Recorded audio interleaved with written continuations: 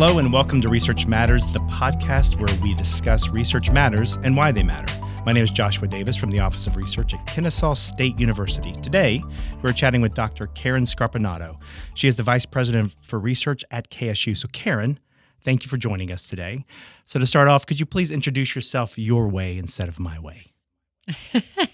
Thank you for having me, Josh. So as Joshua said, I'm the Vice President for Research at Kennesaw State University, really overseeing the Office of Research here and anything that has to do with research at Kennesaw State University. So I did a little bit of research on you. Let's talk about you and your background. So what motivated you to get into research? Well, I started the traditional career as a faculty, and after I received my PhD in molecular genetics, started as a researcher, a traditional researcher in a lab, researching what causes cancer and how to identify better targets for chemotherapy. And then during that time, I kind of drifted into research administration, which is what I'm doing now, and really liked it. So then I searched for more opportunities to do research administration. The topic I got my PhD in is in DNA repair. DNA repair during the time I did my research had just been identified as one of the contributors to cancer. Now, in addition to that, I originally wanted to go into the medical field and become an MD. Then the MCAT, was getting ready to apply for medical school, and then my grandfather got really, really sick with terminal cancer. And I had to watch him basically pass away. And that was a bit of a traumatic event and experience in my life. And I felt that I didn't really feel I wanted to do that the rest of my life, where I have patients that I just can't help and watch them die without being able to do anything about it. So I turned to research, where, the hope is that you can actually find new solutions to help these patients that we currently can't help. Research is like a quest, trying to find answers to what is still unknown, and, kind of like uncovering hidden truth, because, the world is full of questions. I mean, if you just think about, our moods, what makes us happy? What contributes to that, right? So we're learning basically every minute of the day something new. Right? But often it also prompts more questions. So that's really what research does. It creates new knowledge, and then hopefully something that translates into our everyday lives and makes our life better. So you're here at KSU now. Mm-hmm. You're wanting to make our lives better, as well as many others. So let's talk about that. So what brought you here? Kennesaw itself has tremendous potential. We have such a growth trajectory here. It's fantastic. And the support from leadership is unparalleled. Really no comparison to any of the other universities I've previously worked in. Yeah. And that makes a huge difference, because as a VP for research, you're being tasked to grow research, especially in an emerging research institution. And to grow research, you cannot do that in a vacuum. You need a team, and you need a team of leadership. You need a team in your own office, and then also in the different units. Everybody basically has to collaboratively work together, and that's what Kennesaw State University is. You've established some strategic initiatives, so maybe kind of digging into those a bit. Let's talk about your insight. I know you had a listening tour. Tour. You did that, and then from that, you picked 4 topic areas. So can we talk through those? Sure. Yeah. So the first thing to do, when you're starting a new role like that, is really trying to figure out what is the university and what does research look like at Kennesaw State University. What are we good at? We can't be good at everything, right? So we really have to define our niche areas and then build around those. And that's really what we did. Those are the 4 areas that you mentioned that we call research communities, that are relatively broad umbrella programs and clusters that are really defining where our niche areas are, but again, broadly enough that we can develop individual research teams under them. So there are applied technologies, sustainable communities, innovative creativity, and health and wellness.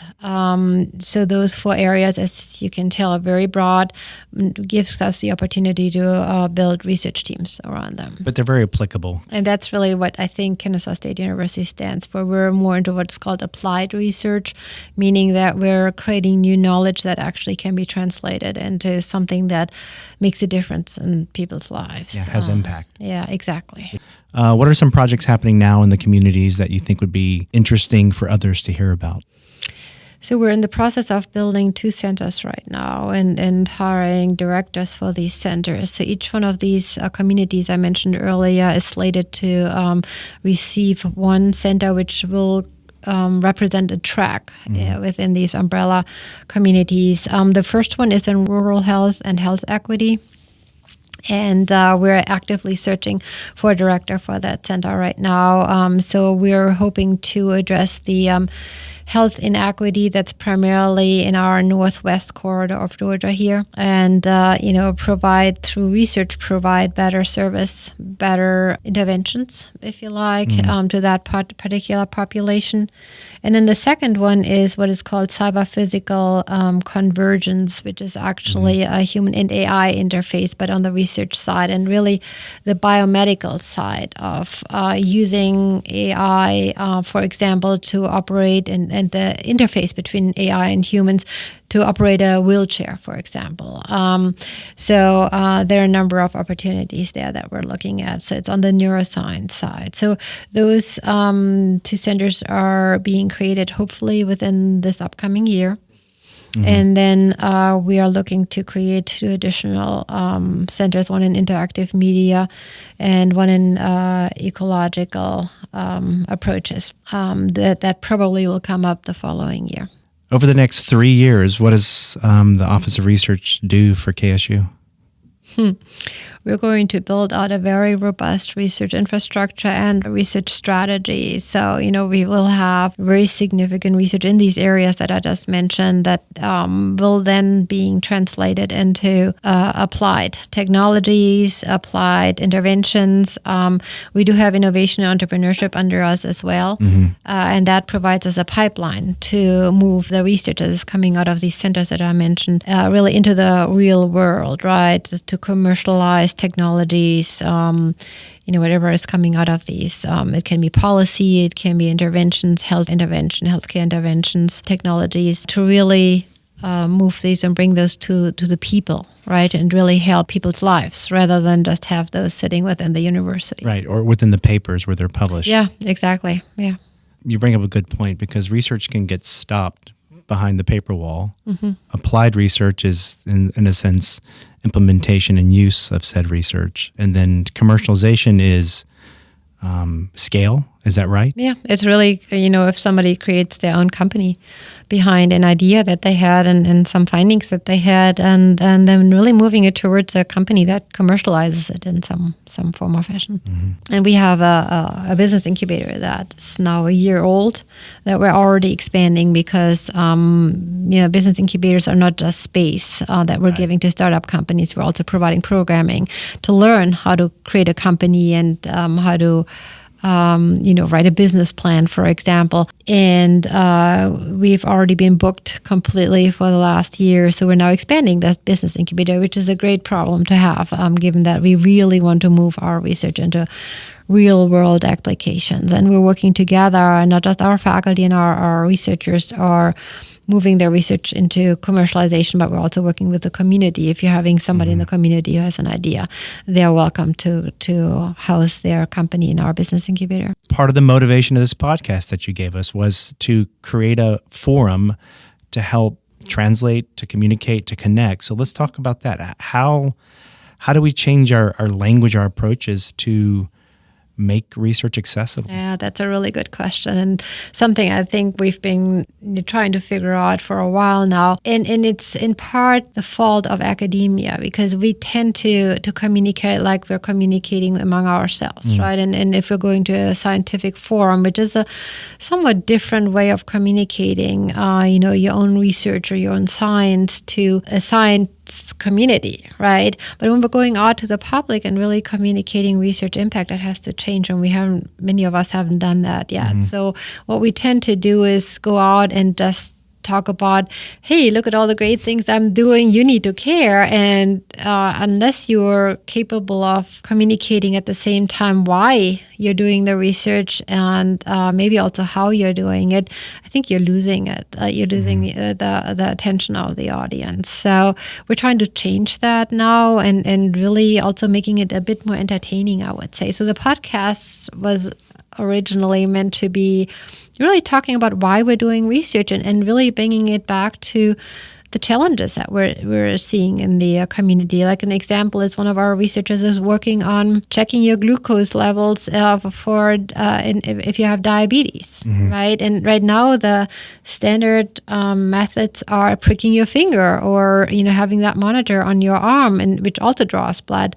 So either form you have to draw blood in order to check your glucose levels. Now she created a tool that is a ring that can use normal light waves to basically check your glucose levels, very similar to the oxygen level monitors that you have when you go to the hospital or your doctor. Talking about what would that mean for somebody who actually has diabetes. So you'll hear in this podcast that we actually invite guests from the public who have one of these conditions or have one of these challenges, and talk about what does it mean for their daily lives, right. And then trying to see how research can help them. So really is, bringing it back to, well, why are we doing research, right? We're not doing research for the research sake. We're actually trying to improve your life. And most of our researchers do not have the knowledge of how do you create a company. Right. I actually had 2 companies already, and I'm certainly not a business person. So it was completely new to me, and I was very, very grateful that I had a very similar program that we were offering available to me to really guide me to how do you create a company from the ground up. Right? What do you have to do? Creating the company itself is easy. You just file it. But then what do you do? Right? And how do you scale it up? So all that support is available, both to the researchers coming out of KSU, but also to our community inventors. And also then talk about why we're doing research, right? And how we're doing research. Research seems to be always this big black box. And if you're thinking about research in a lay terms, you probably think about somebody in a lab coat, right, who is in like a chemistry lab. And certainly we do have researchers that look just like that, but there are probably hundreds of other ways of doing research. So we want to communicate that a little bit too. And you'll see some videos coming up where we're actually showcasing how we're doing research and where do you do research, right? We have research out in the field. We have a field station where we're doing a lot of research. And then, of course, we have labs. We have engineering facilities. We have high bays where our architecture students are experimenting. But you can also do research on a computer in an office, right? It's and in a theater, in a music studio. So there are so many different ways of doing research. Yeah, so I think it's Dr. Knowlton. Yes. Yeah, she has a research project with AI and dancing where she's training AI to dance with her. Yes. It's beautiful, it's creative, it's fascinating. It's not what you would have expected. Exactly. Yeah, and that's a true example of interdisciplinary research where we're really going beyond the discipline of dance, incorporating a completely other disciplines, AI, computer science, and a number of others. Actually, engineering component is in there as well, and really bringing those together, which is fantastic. It's creating a completely new outlook. So let's go to education and students. Mm-hmm. Yeah, very important. So obviously students are important, but let's talk about why. Why are they important to research? Yeah. So traditionally, there's always been this: it's education or it's research, and it's never together. And we really don't believe in that here at KSU. So we're all working really together. And what research really does for the students in the student education, the preparation for workforce, and which is really what we're doing as a university here, right? Preparing students for their career, is giving them real life experience, right? You can sit in a classroom and learn calculus, but unless you know what to apply calculus to in the real world, like in an engineering project, for example, calculus will just be calculus, right? And kind of boring if you're sitting in a classroom. So it really gives the students the ability to translate what they're learning in the classroom into a real world setting, learning how to apply that basic knowledge that they're getting in a classroom. So in your own experience, did you have students working for you? Yes. Okay. Yeah, multiple. Did you enjoy that? Yes, actually, that's the one part I'm missing from not being a traditional faculty anymore, is teaching students. So I really, that's where you really have impact and affecting other people's lives, right? Aside from the research that can affect other people's lives, if you're affecting a student's career and their career preparedness, it has immediate impact on their whole life, basically. So that's very rewarding. Researching cancer. Is there going to be a cure in our lifetime? I'm laughing because that's the typical question I'm always getting. And so cancer is interesting because cancer is not a disease like a bacterial or viral infection, right? It's not something that is caused by something outside of our body and that enters our body. Cancer is caused by something that our body does wrong. And, if you know DNA and have heard of DNA, and most people have heard of mutations, which is just a change in DNA.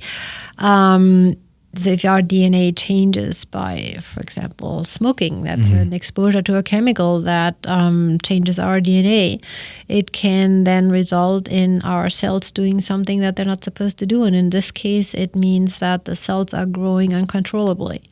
And that then creates the tumors that we're all familiar with. But given that you can have tumors and cancer in various different areas of your body and also have mutations, changes in your DNA, in anywhere in your DNA, basically, cancer is not just one disease. It's really caused by multiple different changes. And so to your question, will there be a cure? There will unlikely be the one cure for cancer. What is more likely is that we will be able to treat cancer, different cancers individually better. Maybe even make some of them into a chronic disease, meaning you still have cancer, but you're going to outlive it, basically. But it really will depend on the type of cancer that you're having. And you already see that right now, right? We have some better treatments for breast cancer. Many women survive breast cancer nowadays, right?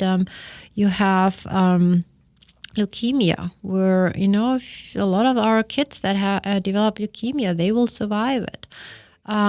So there are a number of types of cancers that can already be treated better. Not perfectly. We still have, unfortunately, fatalities, of course. But I think it's getting better. But I think it will be on an individual basis depending on what causes your cancer. And that's really, I think, where AI will be tremendously helpful as well. Because what we can do now is we can personalize your treatment. So you basically analyze exactly what's wrong with you and not, 10 other people. And then really tailor the treatment towards what's wrong with you instead of the other 10, right? Right now, when cancer treatment first started, you would lose your hair and you would get really sick. And that's because you would basically get something that's really toxic to your cells to basically kill the cancer cells. Well, unfortunately, because you're taking that orally or via IV, your other cells, your normal cells, will get that as well. And those that are growing really quickly, like your hair follicles and your intestinal cells, they are affected as well. And then that's why you get sick. That's why you lose your hair, because it doesn't affect just the cancer cells. So that's an opportunity. That's where we've gotten already somewhat better at, to really target the treatments towards just the cancer cells and not your whole body. Mm-hmm. And it sounds like what you're saying, AI research innovation is going to be focused on the individual. It's going to allow us to look at these really complex systems, which Right. are humans, Right. in a very specific way. And I think that's the big opportunity with AI, because you have these large language models that can put together large data sets, right? Mm-hmm. Which a human brain cannot, and also our previous computers couldn't do. Now we can query these large data sets, put it together into a model, into a comprehensive model that then the humans can look at and decide, okay, this is the best move forward. And that may even also be in collaboration, if you like, with AI, right? To forecast basically what the best treatment is for somebody.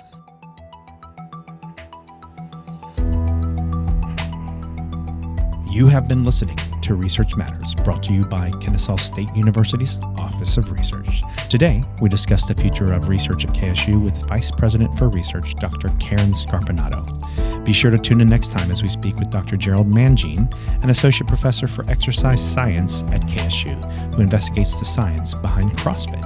Thank you, and we'll see you next time on Research Matters.